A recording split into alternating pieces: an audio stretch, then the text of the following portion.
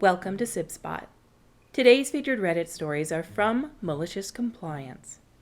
Story 1 today is by Annual Antics. Delete the Legacy Knowledge Department? Okay. A former employer has decided to shoot themselves in the foot with a bazooka. I thought I'd share it here so you can laugh at them too. In a nutshell, the business built its own in-house software which is designed to cover all aspects of the business. From invoicing, tracking stock, creating reports, semi-automating direct debit billing, and virtually everything else, 1,000 sub-areas. As such, the business ended up with 3 IT departments. One was more hardware issues and basic IT issues. There was the medium IT department who could fix small issues within specific sub-areas of the software, and the legacy team who worked on the rawest base level of the software and had kept it functioning for over 20 years. In an effort to cut costs, the senior management decided that the legacy team were no longer required as they were creating a whole new software anyway and would be ditching the old one within a year or so. In doing so, they also insisted that the large office they occupied was completely emptied. This included several huge filing cabinets of paperwork, compromising dozens of core manuals and countless hundreds of up-to-date how-to-fix documentation pieces, as well as earlier superseded documents they could refer back to. The legacy team sent an email to the seniors basically saying, "Are you sure?" To which they eventually received a terse email back specifically stating to destroy all paperwork. They were also ordered to delete all digital files to free up a rather substantial amount of space on the shared drive and wipe their computers back to factory settings. So it was all shredded, the files erased totally and the computers wiped. The team removed every trace of their existence as ordered and left for greener pastures.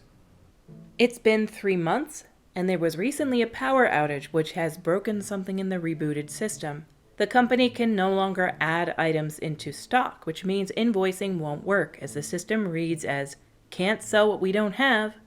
In turn, this means there's no invoices for the system to bill. So it's back to pen, paper, and shared Excel sheets to keep track of stock, manually typing invoices into a template, and having to manually check every payment received against paper invoices. All of which is resulting in massive amounts of overtime required to keep up with the demand. The company has reached out to the legacy team, but they've all said without the manuals they were ordered to destroy or erase, they're not sure how to fix it. The new system is still at least a year out. On the positive side, the 2 senior managers have a nice large office to share and sit in. Why are they transitioning when the new system is at least a year out still? That's so confusing to me. Why would you do away with the old system, which was working? I get that having a new system come in to replace this one that required 3 subdivisions with hundreds of sub-areas underneath it. Less is not always better, though. They should at least have a transition period where they have this as a backup and maybe the new system imports all data into that system somehow. You need some sort of software in between the new system and the old system, temporarily, to make sure that there's no hiccups on the way. I'm always surprised that a big business like this doesn't have something to interface between the new system and the old system when they're transitioning. Our next story is by Quirky Marsupial 420. If I tell you to spray fairways, you spray fairways. No problem, boss. My first job out of college, I was working as an assistant superintendent on a golf course. One of the most common jobs I was assigned was to spray pesticides on fairways, greens, tees, etc. One particular day, I was spraying fairways and one of the crew guys who was on the next hole over needed help with their machines because it had broken down. So I stopped spraying and went over to help them figure out what was wrong with the machine. My boss, the superintendent, came riding up on his golf cart and started absolutely blasting me for stopping and told me that if my job is to spray fairways, that is the only thing I need to be worried about. So I got back on the spray rig and kept on spraying. 2 weeks later, the same scenario happened. I was spraying fairways and a new crew guy needed help on the course. I just kept spraying and ignored the crew guy. My boss was making his rounds on the golf cart and came over to me and started yelling at me, saying that if I see someone needs help, I need to break off from what I'm doing and help that person. I'm a manager and that's my job, yada yada. Then he goes, "Do you understand me?" And I said, "No, I don't. 2 weeks ago, I did exactly that, and you told me to keep spraying fairways, if that is my task."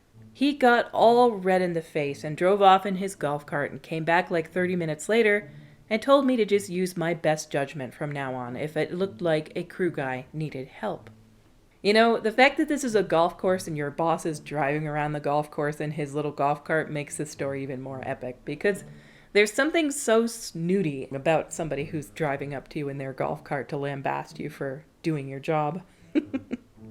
Somehow that made that story even better. Down in the comments by Randallor. I worked security at a government office and was told, "Oh, use your own judgment if someone is being disruptive and needs to be removed." I've heard enough horror stories about people using their own judgment and then getting in trouble for it. I just shot back. Everyone has different standards for that. You tell me if someone is being disruptive and I'll remove them, and I'll keep an eye on potential troublemakers in case things escalate. It actually worked surprisingly well, only a handful of actual disruptive customers. Our last story today is by Different Average 37. Won't get paid more for doing my job quicker? Alright, I'll just do my job slower. I'm a software developer at a medium-sized company where I would get a project and time frame to get said project done. This time frame is insane, not because of the lack of time to get it done, but because of the excessive amount of time it would give me. Something I could get done in 2 weeks is given 3 months to complete. My first 6 months at the company were spent with me doing said projects in the amount of time they took me, as opposed to the amount of time given for them to be completed, and when my performance review came back, I assumed my raise and bonus would reflect my performance. As many of you can probably guess from where I'm posting this story, my raise did not in fact reflect my performance and instead was the base amount my contract guaranteed. My response to this was not to complain, as frankly I didn't care, and instead just stopped submitting progress reports at the same pace I'd been doing it. I still did it in the 2 weeks, for 3 months, but it was a work-from-home job and I would just add in bits and pieces to keep the progress at the expected pace while having the completed project on a personal machine. I still work there and have been working there for 4 years now, and am very happy spending maybe 2 months of the year doing my job and then working my second job at a different business as a software developer, as it's a work-from-home job and there's no mandatory check-ins or anything of the sort. I've been offered a decent raise to return to my original pace multiple times, but I've declined each time, and after around a year and a half, they accepted the current pace as I do quality work with no delays. I guess don't shaft me originally and expect me to change my mind when you realize my value? No idea that I just make way more money than I would have needed to, and now effectively get triple my salary, as my other job makes twice my lousy job. That right there is the ideal kind of work that I want. A job that I can do from home, that I can do fairly quickly and competently, and not have deadlines looming over me at all times. Like, not something that's going to take weeks and weeks and weeks and months to do, but something that I'm competent enough to get done at a decent pace, and they give me lots of time to do it. I think that would be anybody's ideal work. Nobody wants to be stressed out when they have to make money to survive. Down in the comments by Algie888. I had a friend talk about the low pay at his company, and we were both electricians. I advised him to join the union I was in, as it would pay over $20,000 a year more. He replied, "Not yet, because if I stay 10 years, I get a trip to Hawaii as a bonus." Okay, so in 3 years, you get a $7,000 trip to Hawaii, or you could get paid $60,000 more over the next 3 years and go to Hawaii when you feel like it. He joined the union soon after. You should definitely get benefits, and you should only have to do your job. If you're not part of a union, you don't have people that can fight for you. If your boss is saying you need to do this and this and you need to work every second of every single day, your union can say to you, no, you get breaks at certain times. You have to be allowed to go to the bathroom. You have to be able to cool down if you're in a hot workplace. You need drink breaks. If there were no unions, you'd be expected to work your butt off every second of every minute of every day that you work. So I'm definitely pro-union. Without them, you don't get any sort of benefits. Without them, corporations are going to use you for every penny they can. Greed is one of the worst things in the world, and it's a shame we can't just snap our fingers and get rid of it. Our stories for today have come to a close.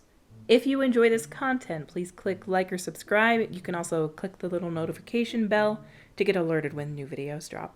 Until we meet again, have a cute day.